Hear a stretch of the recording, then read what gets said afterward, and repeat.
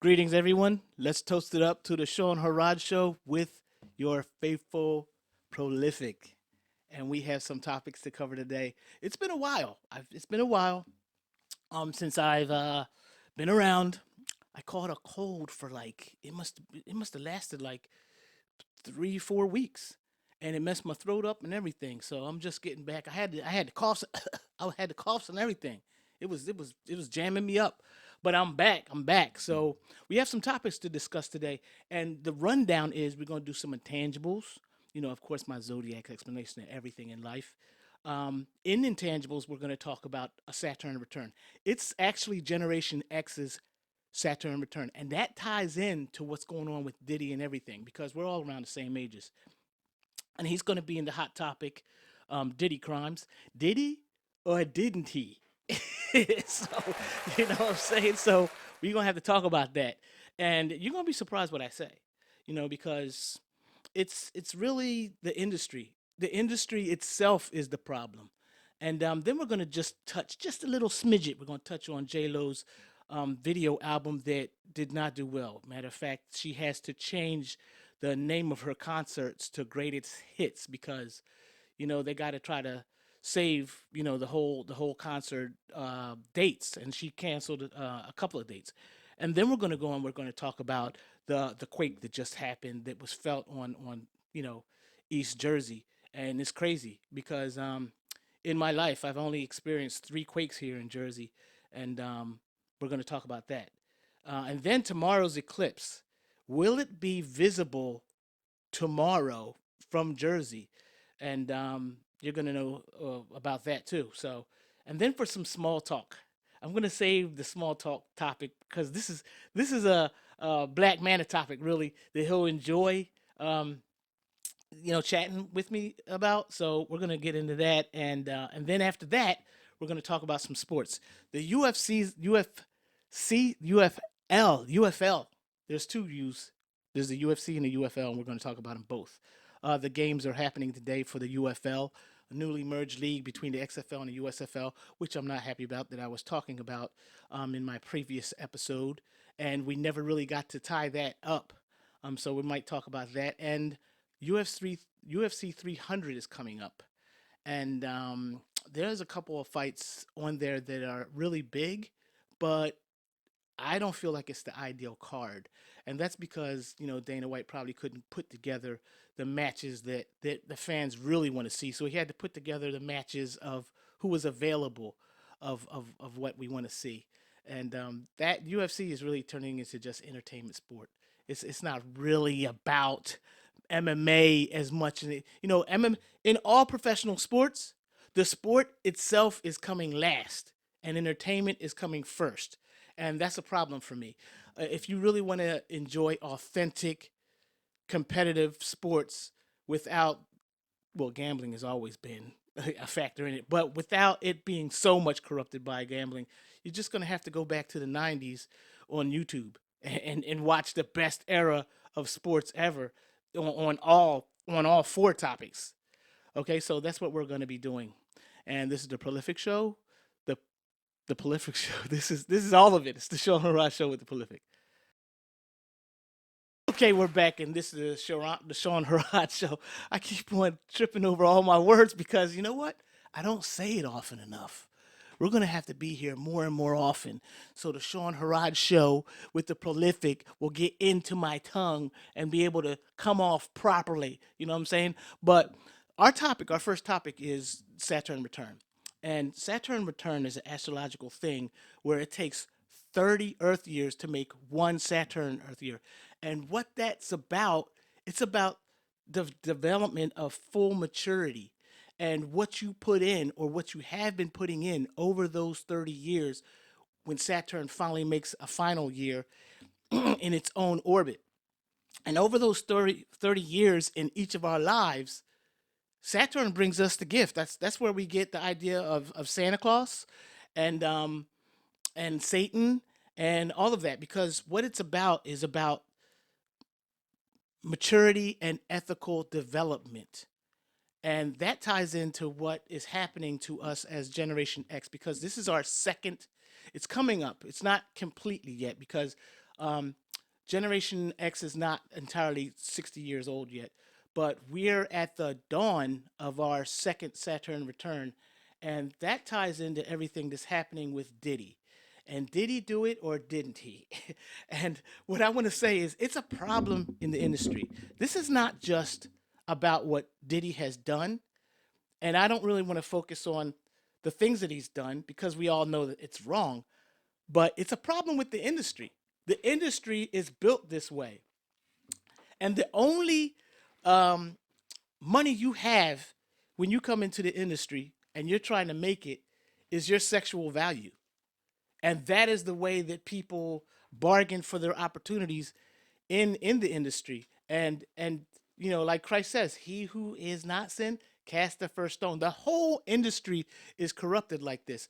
So if they want to take somebody down, all you got to do is just open up their closet and start pulling out those bones, because whoever they want to take down, they have enough info on your history and relations you had with other people, other artists, um, as you came up. And so we're gonna look at who was Diddy's vampire. I'd say we all know Diddy's vampire, and you know how vampires are created. Diddy's vampire was Andre Harrell, and he was the one who mentored Diddy into the business. And every time you see it, artist, actor, or whoever, they all complain about the way they come into the industry. But when they get power, they use the same tactics on other people who want to come into the industry. So I can even say it with Prince. He did not like the way Warner Brothers suppressed his creative growth. But yet, when he opened Paisley Park, and he had people like the Time, and Vanity Six. Well, Vanity Six they couldn't last because of what happened with Vanity, but the Time they wanted to do more records than they were allowed to under Prince's control. And Prince himself didn't like being oppressed by Warner Brothers, but yet oppressed other artists too. So everybody uses and corrupts each other as they come up, because that's the only value you have when you have no, that's the only power you have when you're in the industry, is your sexual value. And then once all of a sudden something happens, and once you get power, and once you don't have to be as desperate as you once were, then you start seeing the light, and then you start feeling like you were used and all those things. But what you most wanted at that time was an opportunity, and you wanted a chance to create wealth for yourself. So what was your only value? Your sexuality. So that's what happens in industry. So the industry itself is a problem. And they brought down, any matter of fact, any time that you want to pursue something righteous, or more just in your life, as you grow and you start to evolve as an artist or an actor or anything like that, they'll take those experiences you had coming up, and they'll destroy you with it. Like the new assassination, the new assassination is character assassination. It's not death anymore. They will kill your career. So it's like the first person they did that to was Bill Cosby. Everybody knew how Bill Cosby's life was in Hollywood. They knew he was at the Playboy Mansion. They knew everything he did. All those people who were victims who ran out of hush money and all that kind of stuff, who came out against what he was doing.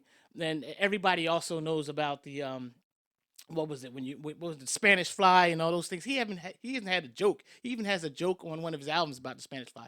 Everybody knows about all those things. Nobody was shutting it down or shaming it then. And now we try to take today's norms and we try to apply them to the old ways, the old standards. And you just can't change the past. You can only move forward from the way things are today, that to make a difference, or to make it relevant. But everybody, as they came up and everything they opened themselves to, is the way they established themselves. So what really has to change, what I'm saying, is the industry itself. That's the only way that it can change. But can anybody change? Matter of fact, do you want to give back any of your fame and wealth?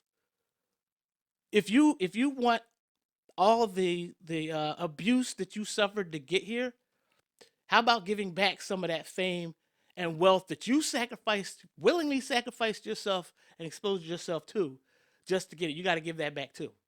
I mean, because you knew when you put yourself in those situations. The only people I really feel sad and sorry for are like the kids of Nickelodeon and Disney, whose parents sold them into those opportunities for their own wealth. Now, that wasn't fair, but at the same time, I remember when I was a kid, you couldn't get me to do anything that I wanted to do. I mean, I was always constantly aware of my surroundings and the people around me. And you could not molest me, you could not touch me. Maybe you can punish me, maybe you can beat me, maybe you can lock me away in a room, but there's no way anybody was going to sexually corrupt me or do anything that I didn't want to happen. And I didn't even understand those things back then. And it's so scary what kids are exposed to today. So that's my main concern. So yes, this is a Saturn return for all of Generation X. So you better take some inventory, look back on your life, and see how true you were to your values, because the check, the bill is going to come in the mail pretty soon of what you owe Saturn. And like I said, Saturn, the whole concept of Santa Claus and Satan, it all comes from spiritual growth and ethical maturity, and the way you conduct your life and the values you live by. It's all going to come back on you in your Saturn return. So yeah, so on to the next topic. Did anybody see the was it was called, I think, The Greatest Story Never Told? It was on Hulu, on one of those channels. No, it wasn't. It was on is was it Prime or Netflix? I can't exactly remember. But it was J Lo's documentary on her video album. And you know, she was really putting everything into it. She financed it herself, and it's been declared a big flop.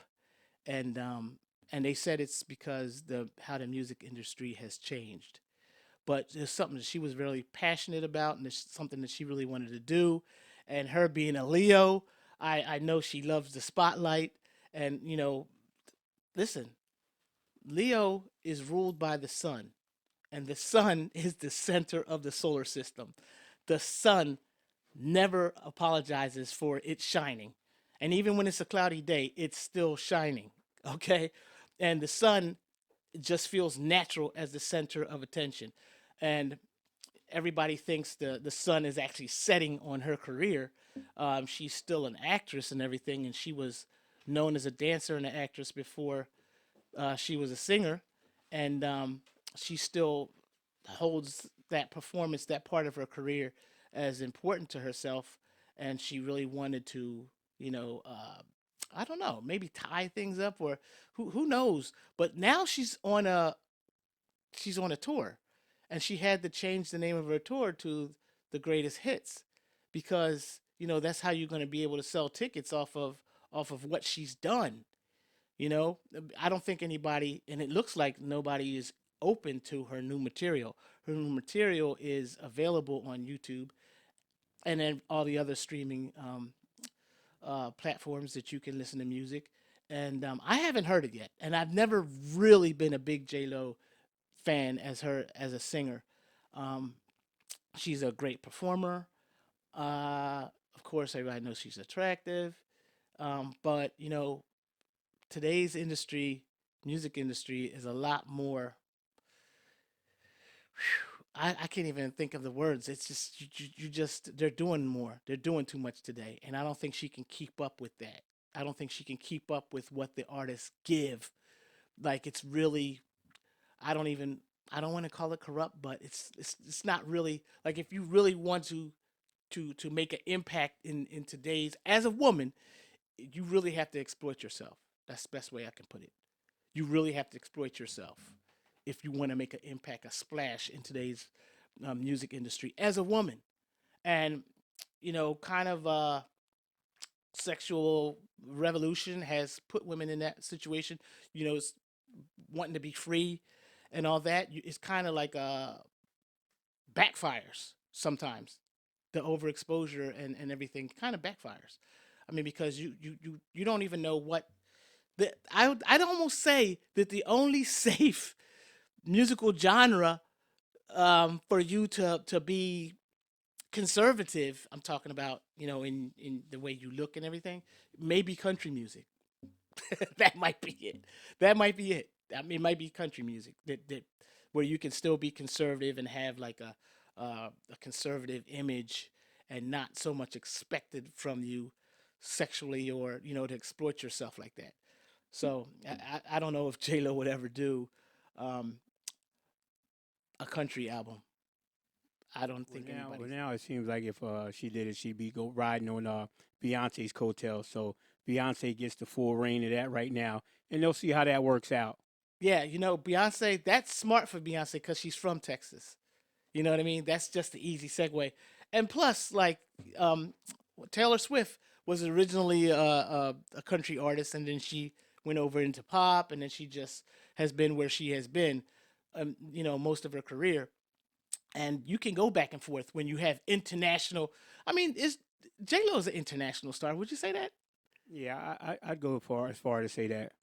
Yeah, I mean, she's an international star, and maybe it's one of those projects that will be appreciated later on down the line.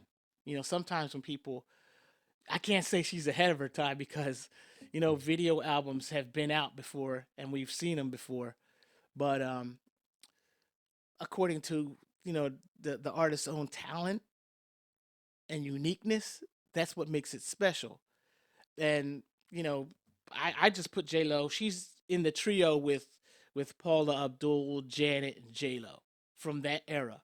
Those are the three. Yeah, that's a good era. Yeah, that was a good era. I But like that. she's still trying to be J Lo of the '90s. I mean, I don't even know if Janet thinks she's Janet of the '90s. I mean, Janet still tours, and Paula, she does some special appearances.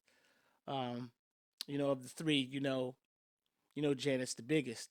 And matter of fact, J Lo started with Janet as a dancer, and that's not where she started. Ought to be. I know it's Living Color, okay, people. I know it's Living Color, but she started as a dancer with J Lo, and that's the way Love Goes video. And did I say J Lo? She started with, yeah. Wait a minute. Did I? It sounded like I said something that I repeated myself unnecessarily, or said something, inaccurate. But anyway, she started with Janet in That's the Way Love Goes video. Okay, and then she, breached off. From that point, she became Selena in the Selena movie. She kind of had some points where things just catapulted her into the limelight. It was the Janet video, then it was Selena, and then it was the dress with Diddy, Puff Daddy at the time. Those are the three big things that really made her noticeable and gave and launched her into the, you know. So, And then everything else was a big deal. How she was going from Affleck to oh yeah, A Rod, oh breaking that's A Rod's recent stuff. half. Yeah, I know. And then going back, but she was with Affleck a long time ago, and then circled back around to him. Yeah, she said that in the documentary. She She said, mentioned that. yeah, she said the whole time he was always in the back of her head. Okay, okay, that's good to know. That's interesting. Now the thing about J Lo is that she has her Venus is in Gemini, and Gemini is ruled by, of course, Mercury, and Mercury is the traveler, and she done traveled many journeys in marriage. You know what I mean? And Venus in Gemini doesn't have too much of a good reputation because they are very unstable when it comes to keeping their interest in something. So you really have to be a witty, interesting person to keep Venus in Gemini entertained. Now, there's some aspects about, I think about that. Anytime I think about and I talk about astrology, I think about myself because I compare it because that's how I get my my validations of if this stuff is accurate. So, you know, Gemini is always in all of my relationships with my partners. Gemini has always been a factor because Gemini is my rising sign. So I've been with partners who've had Venus in Gemini and Mars in Gemini, and in Moon in Gemini. So Gemini has always been a factor in my relationships, and it has to do with communication, exploration, and travel. And yeah, you can be attracted to people. You're always going to be attracted to people who have astrological aspects that are part of yourself. And Geminis are the big messengers of any industry. Either could be politics, music, acting. I mean, I can just go down the roster real quick with Geminis, who have been big messengers in their industry. JFK, Trump right now, Tupac, Biggie, Prince, Iverson. I mean, they're all iconic. Gemini is like second to icons to Sagittarius. Like us, Sagittarians are very iconic in the things we do. I can say Jim Morrison, Bruce Lee, Jimi Hendrix, Walt Disney, Steven Spielberg.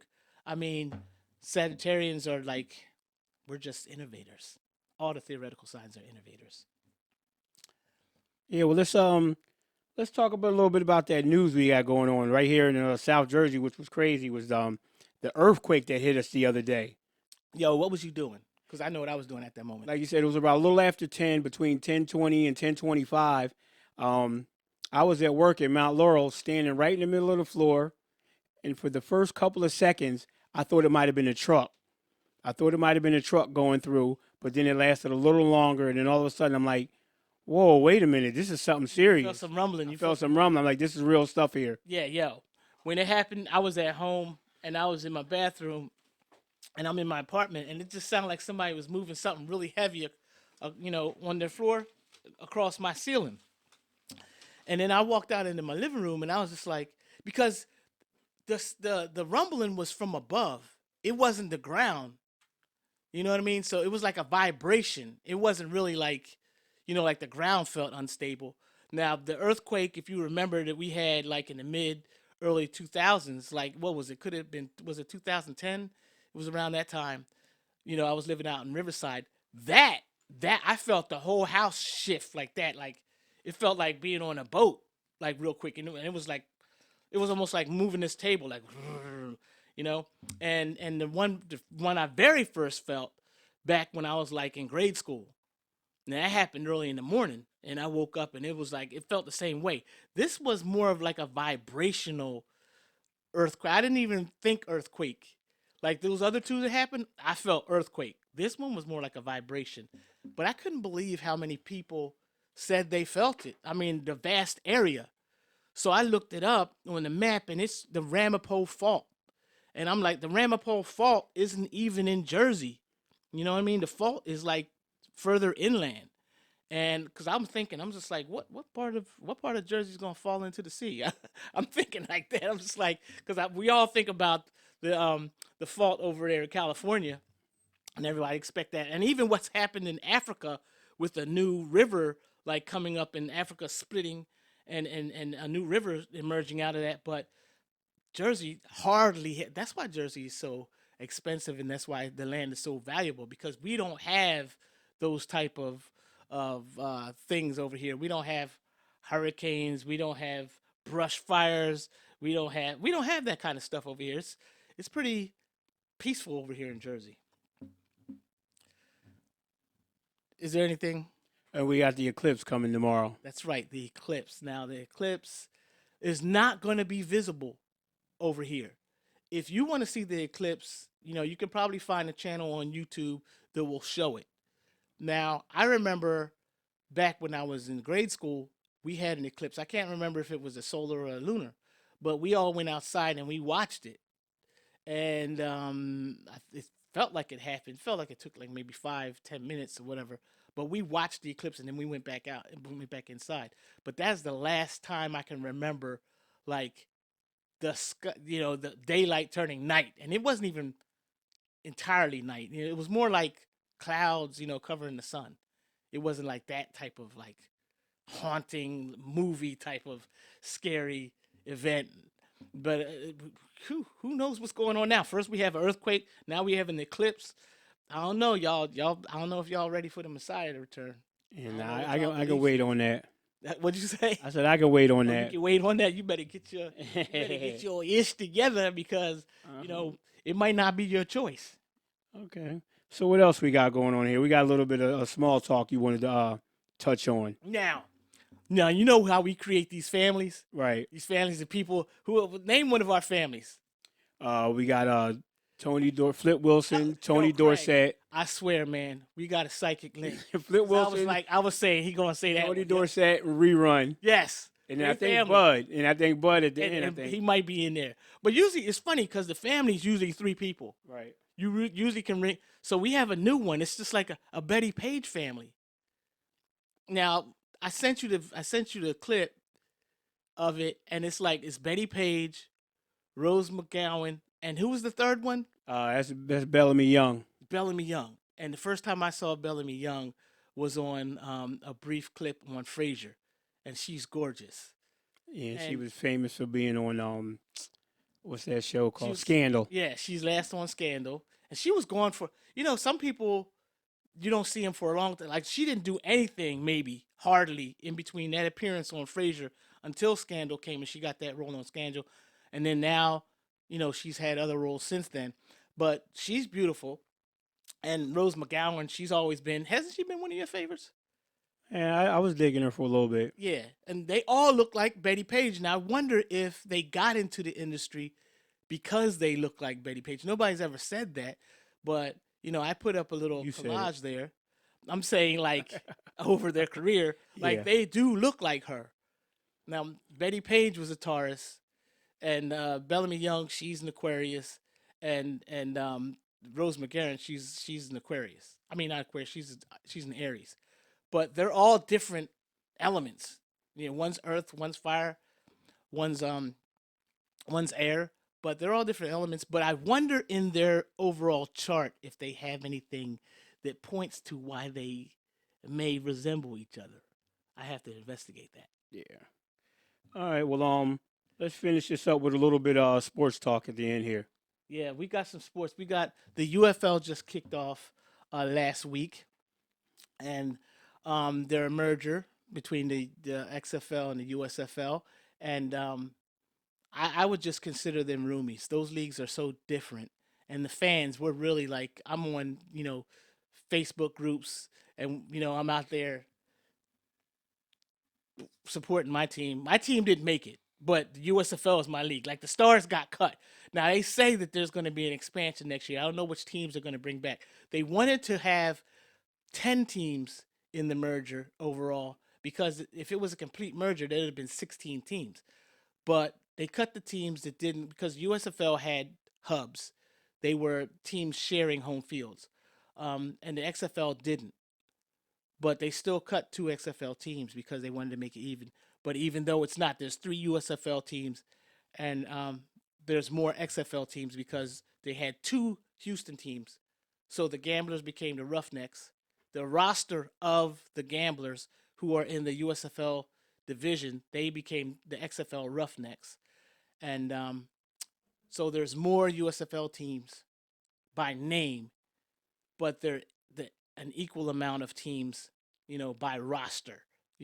Four XFL teams, four USFL teams, and the USFL they're playing right now. Right now, the Panthers are playing the Stallions in Detroit, and last week the Panthers won a game by a 65-yard field goal, and that right there was just like that tied a record. And that was beautiful. So that's something that needs to happen for the league.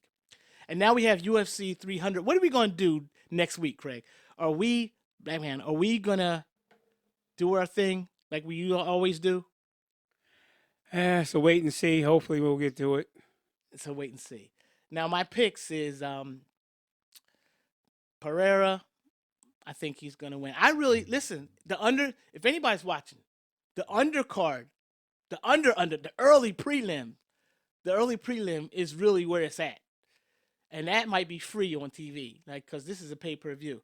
But if you have YouTube, or if you have YouTube TV, or if you have ESPN Plus, the early prelims is where it's at. I don't even know why some of those fights are on the prelims.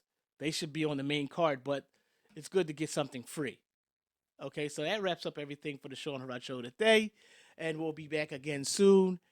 And be on the lookout for my stories.